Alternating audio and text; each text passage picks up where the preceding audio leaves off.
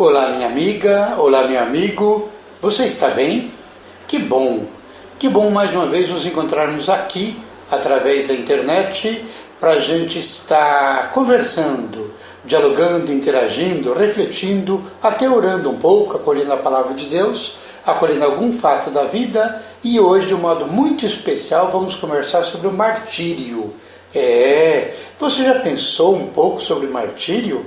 Cá entre nós. Geralmente, quando fala uma pessoa mártir, uma realidade mártir, geralmente a gente pensa numa pessoa, numa realidade já falecida. Hoje esse nosso programa vai tratar de um mártir vivo. Pois é, acompanhe, fique com a gente e ajude, aliás, a divulgar esse nosso programa, tá bom? Você está ouvindo o Evangelho e Cidadania. Apresentação Frei José Fernandes. Luta pela terra ontem, luta pela terra hoje. Reforma agrária ontem, reforma agrária hoje. Desafios sociais ontem, desafios sociais hoje. Luta pelos direitos humanos ontem, luta pelos direitos humanos hoje. Tudo isso em nome do Evangelho. Tudo isso em nome da dignidade da pessoa humana. Mártir é uma pessoa ou uma comunidade que dá a sua vida por uma causa justa. E de tão justa que ela é divina. De tão humana que ela é, de tão humanitária que ela é eminentemente divina. Pois bem, gente, falar sobre o martírio é a gente falar sobre uma causa. E hoje especialmente nós vamos estar falando sobre o mártir Francisco Cavazuti, o padre italiano que viveu no Brasil por muitos anos e nos últimos tempos está vivendo na Itália. No dia 27 de agosto, nós celebramos 26 anos do atentado à sua vida. Vamos acompanhar esse nosso programa que nós vamos estar dando um pouco de detalhes e gostaríamos que fosse, digamos assim, ouvido, acompanhado numa perspectiva celebrativa memorial, ou seja, uma lembrança que nos dá compromisso. Lembrar para nos comprometer. Esse é o sentido do nosso programa hoje. Para nós, pessoas e comunidades cristãs, a palavra de Deus é guia, é luz, é rumo, é força. Acolhamos a palavra, que será proclamada pela Rose, e hoje tirada do Evangelho contado por Mateus, capítulo 5, versículos de 9 a 12. Eu repito para que você possa anotar. Mateus 5, versículos de 9 a 12.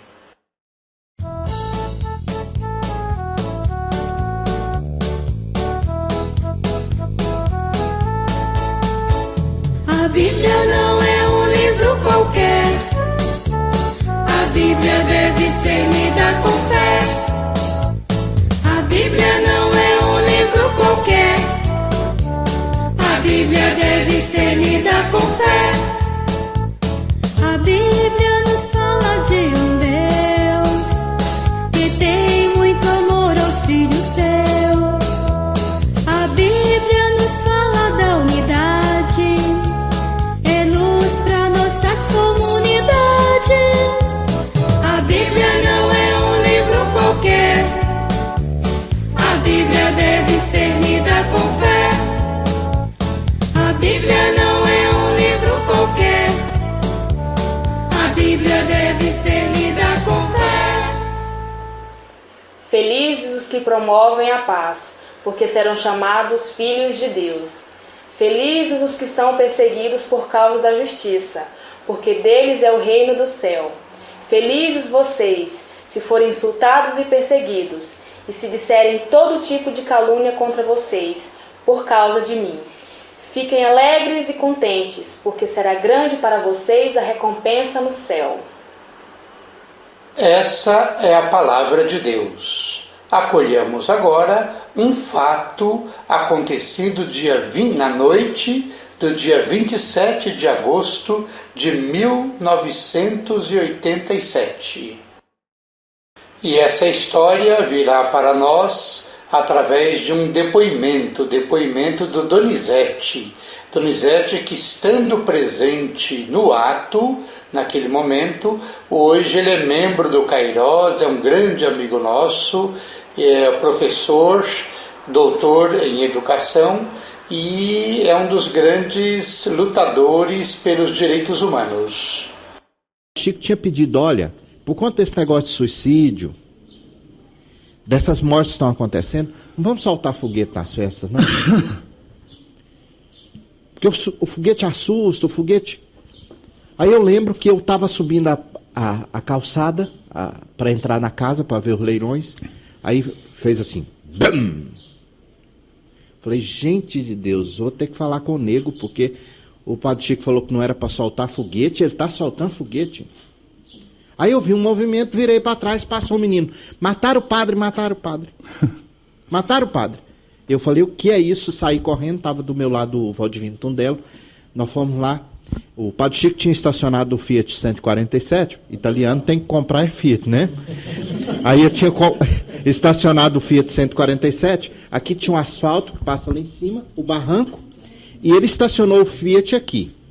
O pistoleiro tinha chegado e largado o Fusca dele lá em cima, no asfalto. Então, quando o Padre Chico chegou no carro para colocar os paramentos, ele gritou o Padre Chico lá de cima. Padre! Aí o Padre Chico olhou. Quando o Padre Chico olhou, ele atirou no rosto do Padre Chico. Então, o Padre Chico caiu uns 40 centímetros do carro. Eu cheguei correndo lá. Estava escuro, porque só tinha lampião, né? Só tinha lampião. Peguei no pulso dele, vi que o pulso estava batendo. Perguntei a ele se ele aguentava ir até Goiás, no hospital. Ele falou que aguentava. Enfiava a mão no bolso para tirar o lenço, para enxugar o sangue que estava correndo. As pessoas muito assustadas, ninguém conseguia pegar nele, e aí eu comecei a xingar as pessoas, né? Porque tinha que pegar ele, porque a gente tinha que tirar ele dali. Aí o Tondelo, eu, Tio Domingos e o Sonegrin. Aí, nesse barranco, nós carregamos o Chicão e queria um carro, mas ninguém aparecia com o carro, tinha só a Brasília do Sonegrin. O Sonegrin foi lá buscar a Brasília que estava num canto lá. O dono do posto ali do trevo de Moçambique para Goiás disse que passem lá e põem o tanto de gasolina que vocês precisarem. Nós saímos correndo, fomos lá, eu falei, Sonegrin, qual que é o hospital mais perto da entrada aqui? Ele falou assim, Brasil Caiado. E o Chicão, nesse não. Aí eu falei assim, olha, não dá tempo de procurar outro, não, tem que ser nesse. Tem que ser nesse. E aí chegamos lá, inclusive fomos muito bem atendidos lá, né? O médico colocou toda uma bandana lá no rosto, falou, olha, ele está muito ferido, o tiro atingiu bem a cabeça dele, aqui nós não temos condições de cuidar dele. Esse atentado aconteceu na fazenda Bras Mendes, bem próximo a Moçambique. Aliás, a comunidade de Moçambique, aquela noite, viveu muito intensa emocionalmente o assunto, né? Com relação ao dia, ao acontecimento, no dia 27, eu me lembro em São Cleirândia, quando a notícia chegou lá, eu fazia ensino médio, era assim naquela rua da casa da minha mãe, né? Quem conhece São Cleirândia sabe. Era bem afastado, assim. Quando chegou, nós, os jovens que estavam estudando, saímos correndo, já rezando, né? Todo mundo rezando na rua. E eu lembro que na frente da casa da minha mãe, eu encontrei uma colega que era catequista também, e a gente se ajoelhou e fizemos aquele cordão, todos de joelho, ali, pedindo pela vida do Chicão. Manda profetas que enfrentem a dor, manda profetas que lutem, Senhor, manda profetas que falem de amor, manda profetas que chorem conosco. Você pode acompanhar essa e as demais edições de Evangelho e Cidadania em www.youtube.com/Evangelho e Cidadania. Acesse e ajude a divulgar essa boa notícia.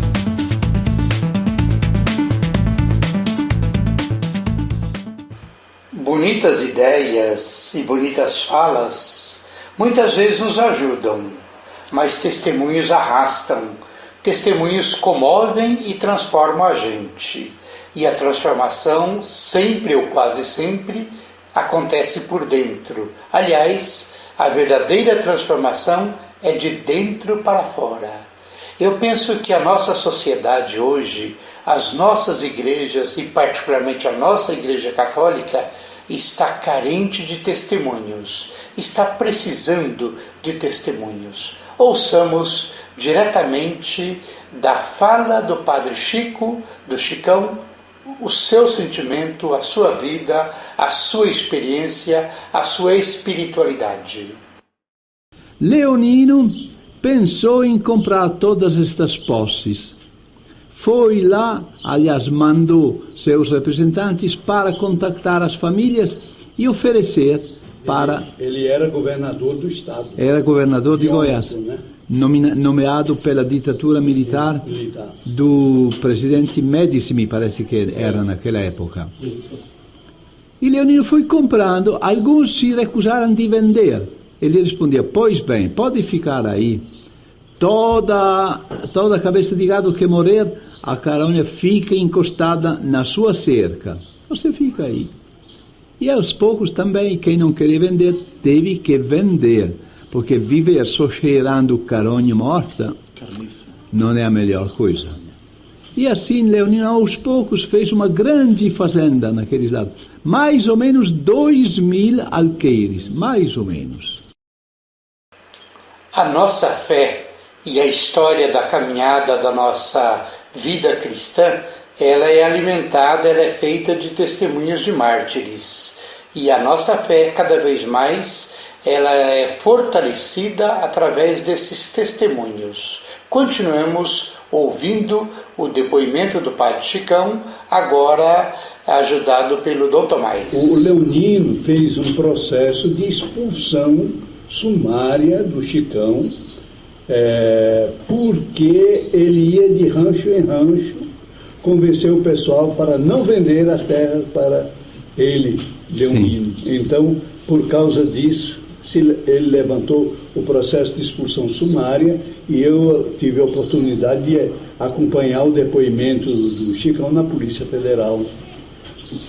Eu falei para o Padre Henrique, não, eu vou lá rezar missa, porque eu queria aproveitar esta missa, mesmo se isso não está nas regras litúrgicas, para dar respostas.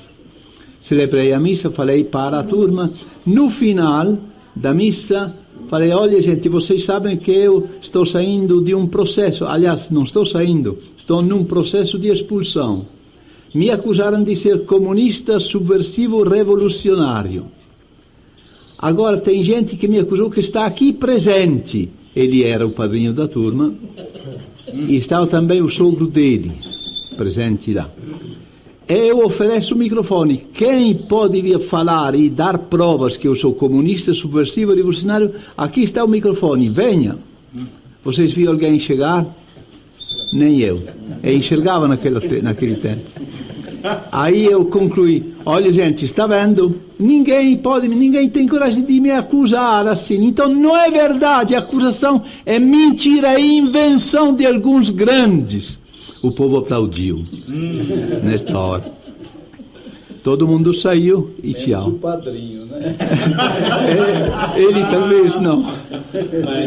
Calarem a voz dos profetas, as pedras falarão. Se fecharem uns poucos caminhos, 1000 trilhas nascerão. Muito tempo não dura a verdade nestas margens estreitas demais. Deus criou o infinito pra vida ser sempre mais. Continuamos aprendendo com os fatos de ontem, iluminando a nossa vida de hoje. Agora, através de uma reflexão do Ivo Polito. Eu lembro que o Chicão insistia conosco dizendo o seguinte: quem tem um Pai Nosso não precisa de muito outro conceito. Por quê, ele diz? Porque o Pai Nosso nos obriga, para louvar a Deus e ser filho dele, não aceitar que pisem em nós. E é essa um pouco a minha pergunta. Será que a radicalidade que te leva, inclusive, a ser acusado de comunista e tal, ali já em Jussara, e que depois vai fazer com que te perseguissem aí depois, na sequência, em Moçambique, será que isso não está ligado a essa tua radicalidade na vivência da mensagem cristã? Eu lembro sempre de uma expressão que ele usava muito. Ele dizia, se somos filhos e aceitamos que os outros pisem em nós, estamos aceitando que se ofenda o Pai, que se ofenda a Deus. Então não podemos aceitar. E ele entrava por esse argumento de caráter teológico e pegava todo o social, pegava toda a vida dentro dessa perspectiva. Enquanto nós muitas vezes fazíamos uma volta enorme na análise da sociedade, ele percebia vindo por um outro caminho. Se a Bíblia ensina, eu sou aprendiz. A história da igreja, assim como a história da sociedade, muito nos ensina. Continuemos aprendendo. Mais uma vez, aprendendo com o mártir vivo, Padre Chicão. Naquele fato acontecido no início do meu trabalho em Jussara, quando, indo celebrar missa numa fazenda, a maior do município de Jussara, 40.000 alqueires goianos, um dia, chegando lá, recebi o recado: o dono da fazenda te espera lá na sede, quer conversar com você. Tudo bem, fui lá e, depois de ter me recebido com muita gentileza, me disse: eu não quero mais que o senhor venha na minha fazenda a rezar missa. E eu perguntei: por quê? O que eu fiz? Matei alguém? Matei alguma cabeça de gado? Roubei? Dei prejuízo? Ele disse: não, o senhor não fez nada disso, mas eu não quero que venha mais. Não, mas eu quero saber por quê. Deve ter um motivo, por quê? E ele respondeu: eu não gosto do que o senhor está ensinando. Aí eu respondi: olha, eu ensino o Evangelho, o amor, a fraternidade, a igualdade, a liberdade, os direitos humanos. Enquanto a gente escuta um depoimento tão comovente, tão convincente, tão missionário do Padre Francisco Cavazuti, nós sabemos que existem também padres, outros padres, inclusive bispos, que pregam que direitos humanos nada tem a ver com a missão da igreja, nada tem a ver com o evangelho, nada tem a ver com a história da salvação. Eu lembro a essas pessoas e a tantas outras que assim pensam também, que a CNBB, Conferência Nacional dos Bispos do Brasil, em suas diretrizes pastorais, que aliás vão até 2015, assim dizem no seu número 112, no documento 94. A Igreja, como mãe, deve ser a primeira a se interessar pela defesa dos direitos humanos. É a CNBB falando. Deu-me esta voz inquieta, que teima em não ficar quieta, e se a jogada é perversa, eu não desvio a conversa, insisto em profetizar. Há tanta fome na terra, indiferença demais, há tanta indústria de guerra, mil arremedos de paz, tanto projeto de morte, tantos os torturadores. Diante de tanta violência, não dá mais pra falar só de flores. Diante de tanta violência, não dá mais pra falar só de flores. A Bíblia tem várias histórias, vários episódios de situações de esperteza. E esperteza para sobrevivência, esperteza para avançar. Ouçam com carinho esse próximo fato bem rapidinho. Eu falei: não posso, o dono proibiu de eu entrar na fazenda. E ele, espertinho, aí disse: não, o senhor não precisa entrar, o senhor chega no arame farpado, fica fora, e nós dentro. E celebramos a missa do Natal, e assim foi. Na barba do Senhor Marquese. Foi bonito mesmo.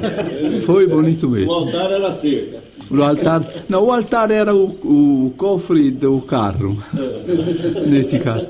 Agora, a linha do diabo era a cerca, sim. Aqui outro mundo é possível se a gente quiser.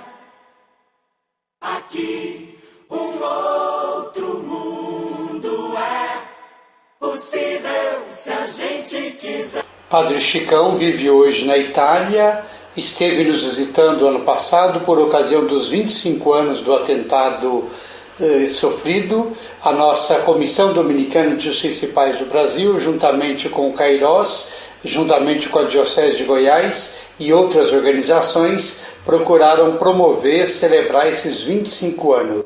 E uma das atividades dessas celebrações dos 25 anos foi uma manhã de conversa na casa da Rosa e do Donizete em Goiânia, uma manhã toda onde nós fomos gravando esses importantes depoimentos. É uma história, digamos assim, uma parte da história da igreja que merece ser vivida, revivida, contada, rememorada e sempre lembrada.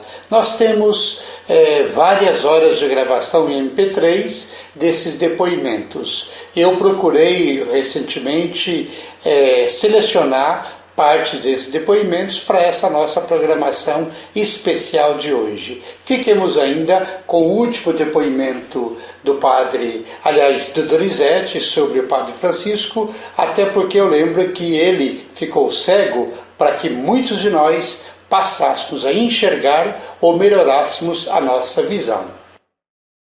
O Chicão contou outro dia que o senhor chegou lá e falou assim: padre, eu vim aqui dar um olho para o senhor. Porque aí o padre Chico perguntou por quê. Ele falou: não, é porque o senhor, quando a minha mulher estava desenganada, quase morta, o senhor pôs ela no carro e levou para o hospital. Então eu vim aqui dar um olho para o senhor. Só aceita? Aí o padre Chico foi explicar para ele que não tinha jeito, que não tem ligação mais do globo ocular, não tem um nervo óptico mais, não tem jeito. Ele falou: não, mas se o senhor conseguir, eu ainda quero dar esse olho para o senhor, o dia que o senhor precisar, porque eu acho que o senhor merece. Eu com um olho só enxergo. E aí depois ele levou um frango e os dois comeram lá, né, padre Chico? Almoçaram um frango que ele levou. Sem mais nada a falar, aliás, teríamos muita coisa a falar, não é mesmo? Ainda. No entanto, o nosso tempo já está terminando e nós vamos encerrando esse nosso programa no penúltimo final de semana do mês vocacional, rogando muito a Deus para que suscite no meio de nós muitas mulheres, muitos homens vocacionados à missão do serviço, a exemplo do padre Francisco Cavazucci, possa transformar a sociedade, transformar a igreja, transformar as famílias, enfim, transformar a cada um de nós a partir de dentro.